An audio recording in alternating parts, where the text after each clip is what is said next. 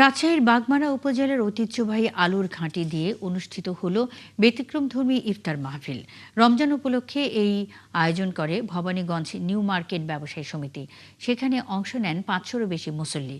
আয়োজকরা বলছেন, এমন আয়োজন একদিকে যেমন ঐতিহ্যবাহী খাবারকে ব্র্যান্ডিং করে, অন্যদিকে বাড়িয়ে তোলে ভ্রাতৃত্ববোধ। শামীম রেজাকে সাথে নিয়ে আরও জানাচ্ছেন রাশিদুল হক রুশো। সকাল থেকেই ইফতার প্রস্তুতির কাজে ব্যস্ত ভবানীগঞ্জ নিউ মার্কেট ব্যবসায়ী সমিতির সদস্যরা। তরুণদের উপর দায়িত্ব পড়ে আলু ভর্তা করার। এরপর আলু প্রস্তুত হলে খোলা আকাশের নিচে বড় বড় পাত্রে রান্না শুরু হয় ঐতিহ্যবাহী আলুর ঘাঁটি। স্বাদ বাড়াতে যুক্ত করা হয় মাছ। বাগমারা থানাত আলু উৎপাদন হয়, তাই জন্য মানুষ আলুর জন্য খুবই আকৃষ্ট। ওই জন্য আলু ঘাটি আর মাছ ঘাটি দিয়ে খুবই ভালো করে এরা তৈরি করে। মাছের মতন আলুর কোনো ঘাটি স্বাদ হয় না, মাছের সাথে বেশি খাবারের পদ হিসেবে আলুর ঘাটি এই অঞ্চলের ঐতিহ্যে পরিণত হয়েছে। আয়োজনে অংশ নেওয়া মানুষ জানান, শুধু ইফতার নয়, প্রায় প্রতিটি সামাজিক অনুষ্ঠানেই পাতে আলুর ঘাটি পরিবেশন করা হয়।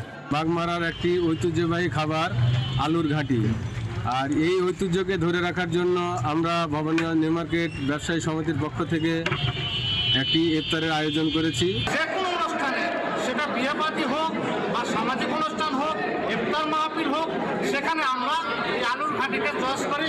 বাগমার মানুষ স্বতঃস্ফূর্তভাবে এই আলুর ঘাটিকে তৃপ্তির ফেবস তোলে।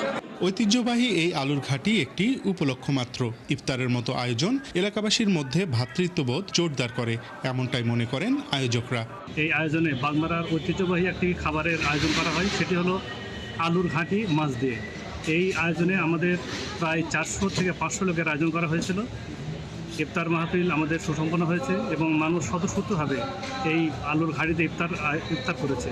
বাগমারার ঐতিহ্যবাহী আলুর ঘাঁটি দিয়ে এদিন বিভিন্ন শ্রেণী পেশার 500-র বেশি মানুষ ইফতার করেন। আগামীতেও এমন আয়োজন অব্যাহত রাখার আশ্বাস আয়োজকদের। রাশিদুল হক রুশো, ৭১, রাজশাহী।